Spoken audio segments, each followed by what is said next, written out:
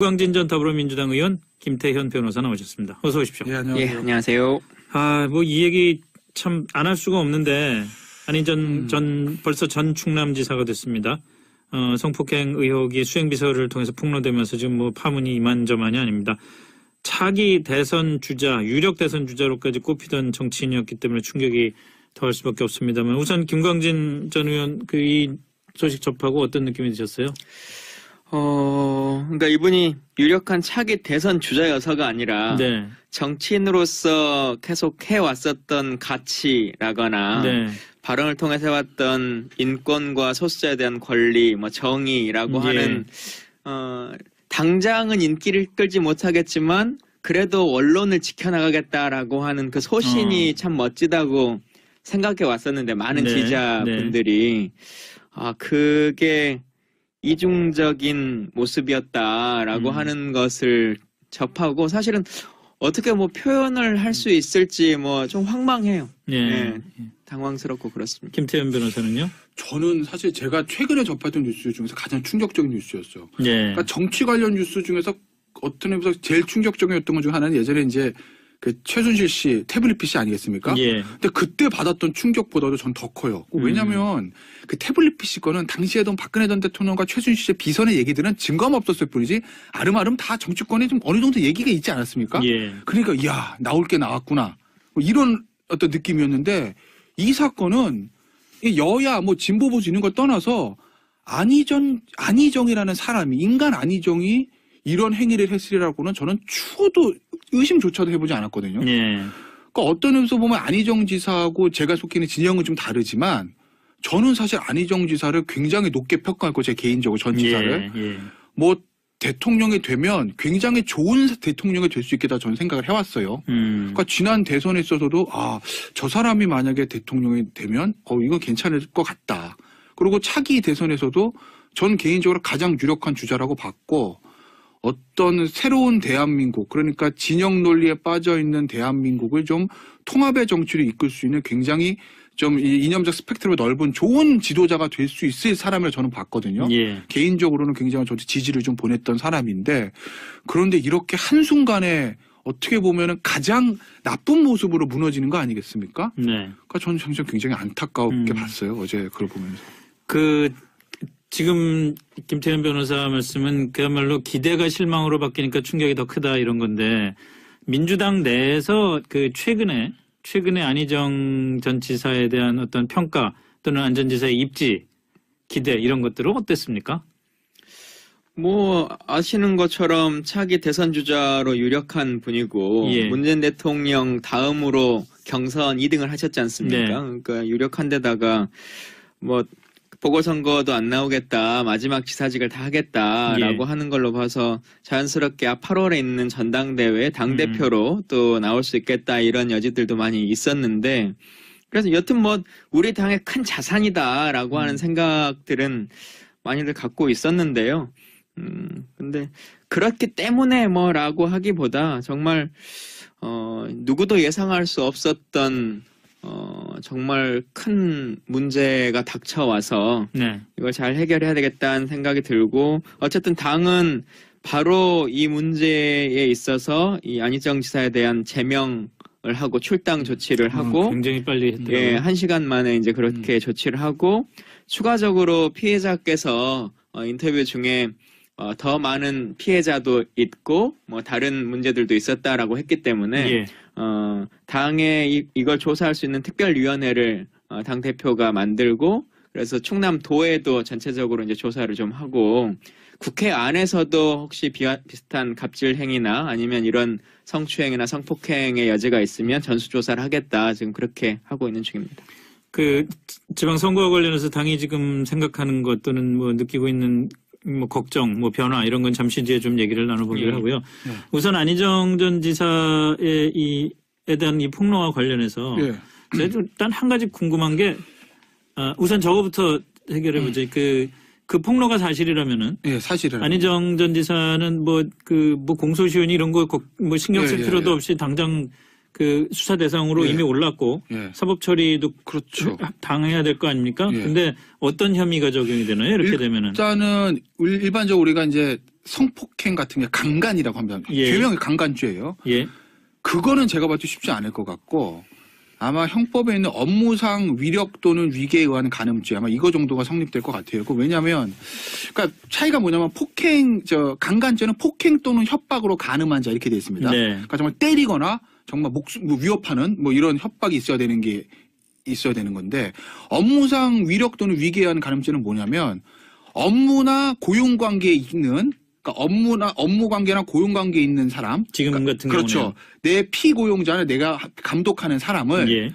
위력 또는 위계로 간음한 자 이렇게 돼 있어요. 위력은 뭐고 그러니까 위계는 위력은 뭐죠? 폭행보다 조금 단계가 낮은 거고 예. 위계는 협박보다 단계가 낮은 거라고 보시면 예. 됩니다. 그러니까 예를 들어서 내가 사장입니다. 야, 너 내 말만 잘 들으면 너 다음에 승진이야. 너 임원 달아줄게.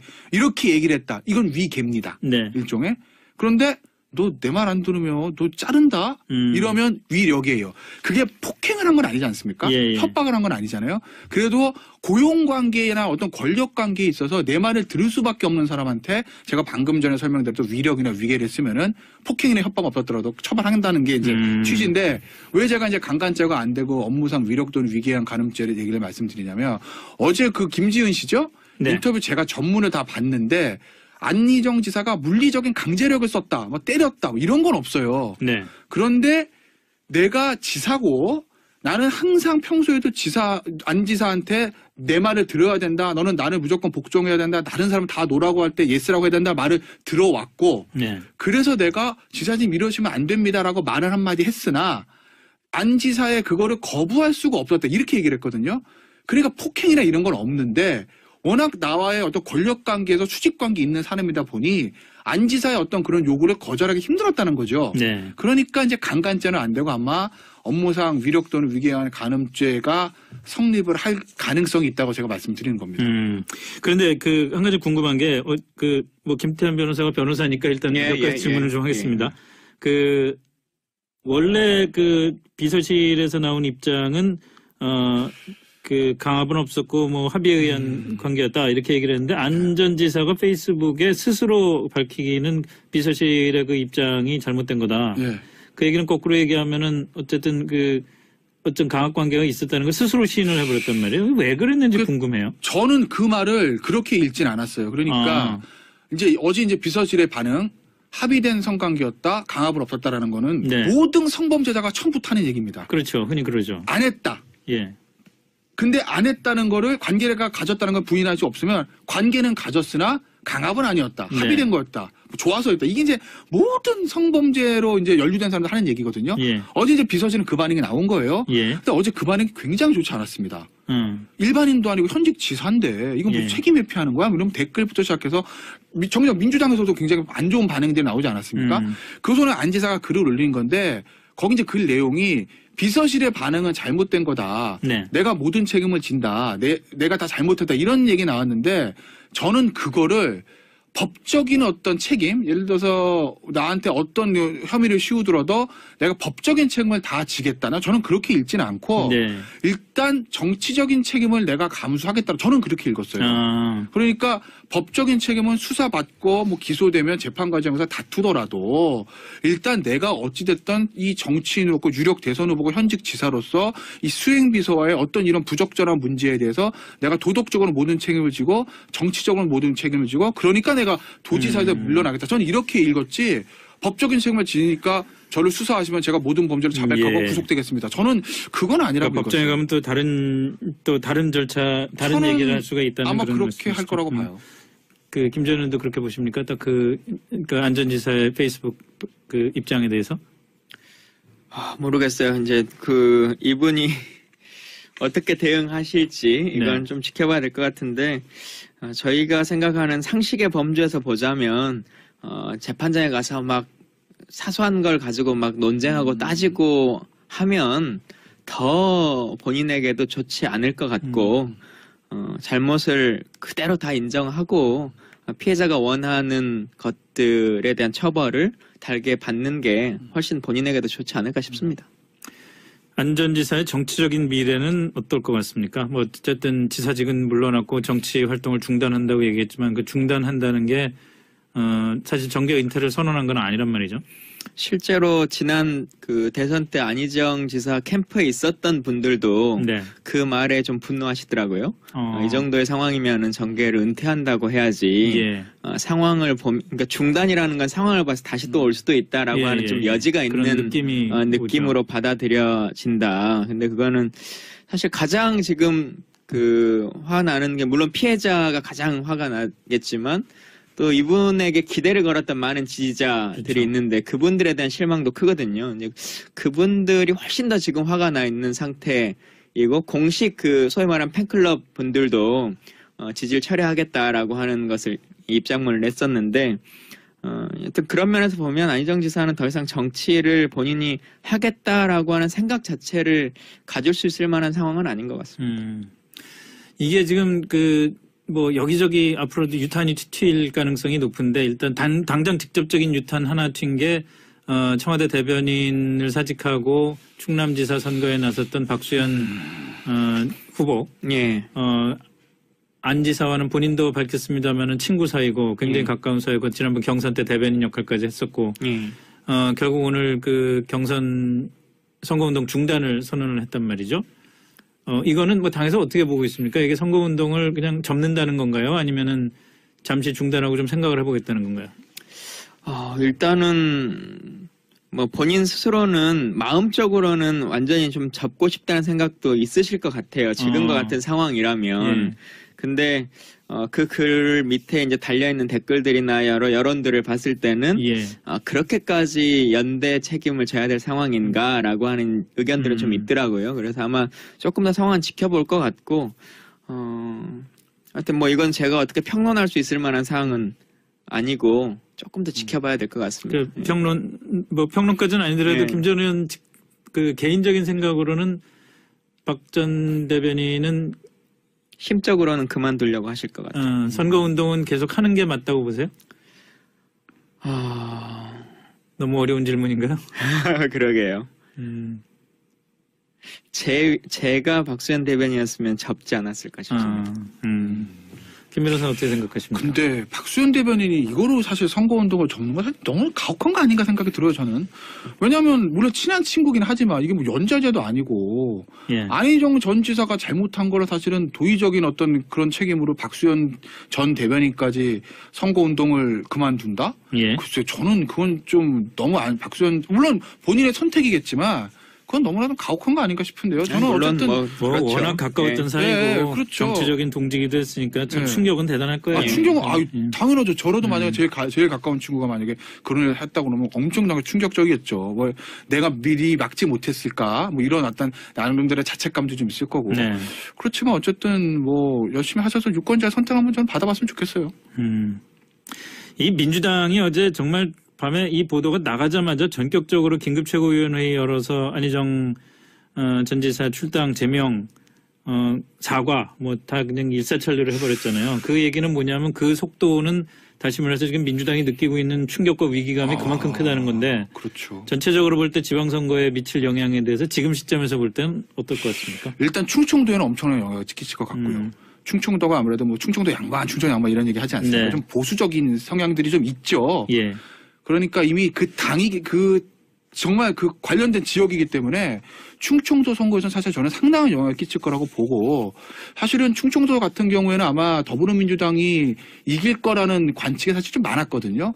근데 이렇게 되면 충청도 모르죠. 충남지사 선거는 어떻게 될지 안개 속이어서 저는 굉장히 영향을 끼칠 것 같은데 아마 전국적으로 전부 다 영향을 미칠 것이냐는 것은 좀 지켜봐야 될 것 같습니다. 왜냐하면 다른 지역에서는 뭐 호남이나 영남은 그렇다 치더라도 이제 수도권인 건데 결국 이제 스윙 스테이트라고 하면 수도권 같은 경우는 아직 더불어민주당이랑 이 자유한국당을 비롯한 보수야당과의 이 구도의 차이가 워낙 크기 때문에 일시적으로 더불어민주당의 지도가 지금 빠지고 상대적으로 자유한국당이나 바른미래당이 올라갈 수는 있겠지만 이 여파가 그 큰 구도에서의 엄청난 불리함을 뒤집을 수 있을 만큼 영향을 끼칠지는 그건 좀 지켜봐야 될 거예요. 왜냐하면 아직 100일이나 남았거든요. 이게 말 선거 한 달이다. 공식 선거 기간이다. 그러면 완전히 당락이 바뀌겠죠. 지금 아직은 100일은 남았기 때문에 이건 좀 지켜봐야 될 것 같고 중요한 건 과연 이게 끝일까? 이제 정치권이 시작이 됐는데 참고로 말씀드리면요. 지금 더불어민주당의 의원 보좌관 한 분 얘기 이미 보도가 된 거 아니겠습니까? 네. 예전 일이긴 하지만 전 새누리당 비례대표 의원도 지금 강간 성폭행 혐의로 영장이 신청됐습니다. 네. 그리고 인터넷 언론만 보도된 건데 현직 자유한국당의 서울에 있는 모 당협위원장도 이미 지금 성추행 문제로 입건이 됐어요. 조금씩 다 나온다는 거죠. 정치권도 자유롭지 않기 때문에 여당이든 야당 여야를 가리지 그럼요. 않고. 어디서 뭐가 터질지 모르는 것이거든요. 네. 그러니까 이게 사실은 자유한국당도 와 저쪽 안희정 지사가 걸렸으니까 우리는 이렇게 할 계제는 아니라는 거죠. 뭐가 터질지 모르는 거고 마찬가지로 더불어민주당도 더한 사람이 나올 가능성도 배제할 수 없는 거죠. 정치권 전체가. 안희정 지사보다 더한 사람. 어떻게 보세요? 지방선거 구도에 미칠 영향. 김 전 의원. 사실 뭐 이제 이 상황이 당리 장략을 가지고 논할 수 있는 건 아니고 말 그대로 대한민국 사회가 완전히 한꺼풀이 바뀌고 혁신하는 물론이죠. 거지 않습니까? 예. 그 측면으로 바라보자면 우리 김 변호사님 말씀하신 것처럼 문제 있는 사람들에 대한 것이 계속 나오는 것도 있겠지만 피해자들 계속 고발하는 것도 있겠지만 당들이 이제 지금 당장 각 당이 첫 번째로 예비 자격 심사를 하고 있고 그 다음에 공천 심사라고 하는 제도가 있고 또 경선 심사위원회가 있고 이제 이 세 단계를 걸쳐서 계속 이제 관리를 할 텐데 그 동안은 약간의 좀 흠결이 있어도 뭐 당선 가능성이 좀 있거나 뭐 공과가 있거나라고 하면 좀 넘어가는 측면들이 많이 있었단 말입니다. 근데 이제는 그 심사가 엄청나게 좀 까다로워지겠다. 근데 그게 결론적으로 보면 출마하는 사람의 기본적인 스크린이 아주 잘 되면 당선된 사람도 조금 더 좋아지는 사람이 될 거 아니겠습니까? 그래서 그러한 뭐 긍정적인 요소들은 좀 작용할 수는 있겠다는 생각은 있고요. 다만 지금의 유지돼 오고 있었던 우리 당에 대한 지지나 이제 이런 거에 비해서는 조금 더 떨어진 측면이 있고 당장 저희들 스스로도 뭔가 막 자신 있게 선거운동을 하러 다니거나 막 할 수 있을 만한 분위기가 쉽지 않고 당장 뭐 예정돼 있었던 출판 기념회나 뭐 출마 선언식이나 이런 것들이 지금 다 이번 주는 다 연기되거나 벌써 그렇게 되고 있나요?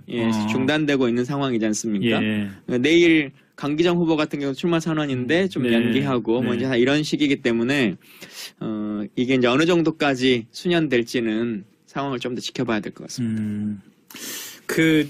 이제 이거 굉장히 조심스러운 얘기 중에 하나입니다만은 사실은 그 지난주에 이른바 미투 공작 발언 김어준 씨가 그 얘기를 하면서 이제 민주당 금태섭 의원하고 갑론을박이 벌어지고 그랬었잖아요. 근데 뭐 이게 안희정 지사의 건이 뭐 이거하고 무슨 연관이 있느냐 뭐 이런 얘기를 하는 건 절대 아니지만 결과적으로 조금씩 어떤 미투가 정치권으로 넘어오면서 진영 공방의 소재가 되기 시작을 한다는 느낌이 들어요. 절대 그래서는 안 되는 건데도 불구하고. 그러니까 저는 아까 물론 이게 지금 나와 있는 분들이 전부 다 이제 진보 진영에 계신 분들인 건 맞아요. 어쨌든 뭐 큰 굵직굵직한 분들은 뭐 아까 제가 말씀드렸던 자유한국당 현 당협위원장도 있고 전 뭐 비례대표 의원도 있지만 뭐 어떤 사회적 여파 이런 거 봤을 때 굵직굵직한 분들은 문화예술계도 전부 다 어쨌든 다 진보 진영에 계신 분들이고 굳이 말을 하자면 뭐 안희정 씨도 마찬가지고요. 근데 저는 아직까지는 이 미투, 이 성범죄 문제를 저는 진영의 논리로 보는 거는 맞지 않다고 보거든요. 아니 맞지 않죠. 저게 이제 그 사람의 문제, 개인적인 어떤 성향, 사람의 문제인 거지. 뭐 진보 권력의 진영, 문제고. 권력의 문제인 거지. 뭐 진보 진영 분들이 많이 나왔다고 해서 진보 진영이 다 그러냐? 보수 진영 아직 안 나왔다고 해가지고 보수 진영 다 깨끗한 이건 아닌 건데. 근데 저는 이제 글쎄요, 김어준 씨 그 발언을 보면서 저는 개인적으로 무슨 생각했냐면 혹시 우리가 그 당시만 해도 진보 진영에 좀 굉장히 영향력 있는 사람이 하나 나올 게 있을까?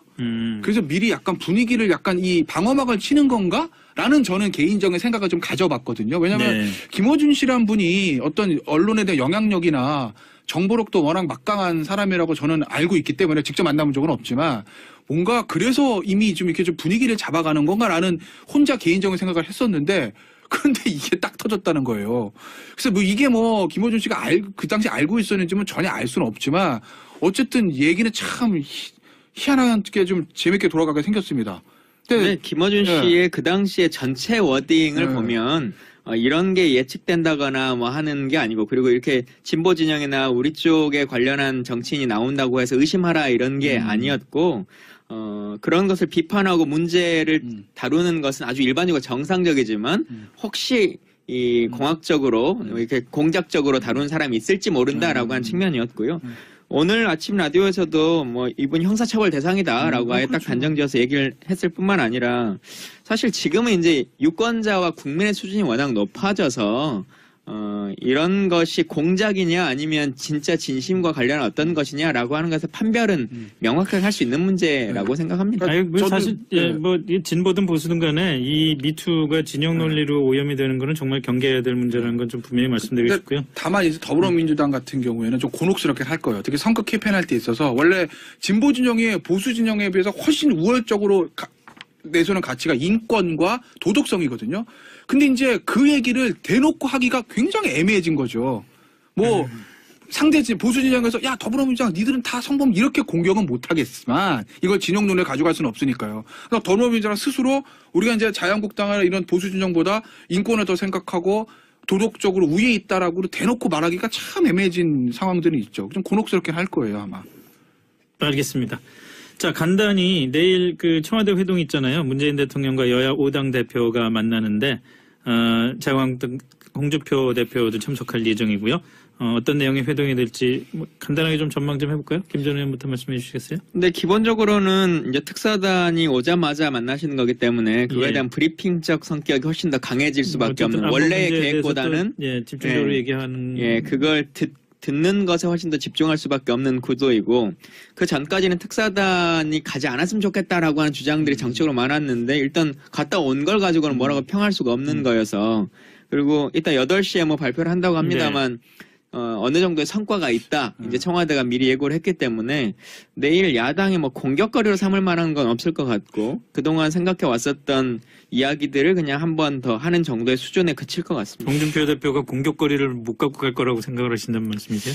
딱히 뭐 해봐야 뭐 미국의 입장을 더 반영해야 된다 뭐 이런 건데 지금은 사실 미국이 꽤 우리 정부와 우호적으로 관계를 맺고 있기 때문에 그냥 허공에 외치는 주장일 것 같습니다. 저는 내일 상당히 홍준표 대표가 공격을 할 거라고 봐요. 그 왜 그러냐면 우리 8시에 이제 발표가 나와봐야 되는데 한 35분 남았습니다. 참 틀리면 안 되는데 예상을 좀 해보자면 북한과 우리나라의 반응이 조금 달라요, 결이. 그러니까 북한 측에 나오는 것은 굉장히 만족스럽다는 얘기가 나왔고 우리 측 청와대 반응은 실망스럽지는 않다 아니겠습니까? 그러면 북한 측은 베스트다. 말 그대로 뭐 원하는 거 다 얻었다는 거고 우리는 베스트는 아닌데 이 정도면 뭐 차선 뭐 차근 되는 것 같아. 이거 아니겠습니까? 그럼 결국 뭘까? 그럼 우리한테 베스트라면 비핵화에 대한 게 명백하게 얘기를 하고 북한이 비핵화 우리 할 게니까 북미 대화 중지해줘. 이게 우리한테 베스트인데 그건 아니라는 것 같고. 그럼 북한도 사실은 팩폭 의사가 없다는 거 아니겠어요? 그럼 본인들이 만족스럽다는 얘기는 비핵화 얘기가 명시적으로 합의가 안 됐다는 거 아니겠습니까? 나와봐야 알겠지만 그 어떤 북한과 우리나라의 반응을 비교해 봤을 때 과연 보수 야당 쪽에서 줄기차게 얘기했던 북에 대해서 비핵화를 명시적으로 얘기하고 거기에 대해서 답을 받아왔느냐 이것이 합의문에 있느냐라는 가능성은 저는 좀 낮다고 봐요. 그러니까 그렇다고 보면 홍준표 대표 입장에서는 그 문제를 가지고 좀 물고 늘어질 수는 있겠죠. 8시에 봐야 되는데 틀리면 어떡하죠? 전 제 얘기가 틀렸으면 좋겠어요. 정말요. 비핵화에 대해서 합의가 됐다. 이게 정말 있었으면 좋겠어요, 저는. 제가 얘기가 틀렸으면 비핵화에 대해서 합의가 됐다. 한번 만나서 그걸 이룰 수는 완전 합의는 아니지만 북이 비핵화에 대해서 대화를 할 용의가 있다. 이 비핵화에 대한 얘기가 단순히 핵 중단, 뭐 핵미사일, 뭐 도발 중단, 뭐 핵 동결 이런 게 그게 아니라. 아까 북한과 우리의 목표치가 좀 차이점이 있는 거죠. 결과는 봐야겠지만 예를 들면 그 상황이라 할지라도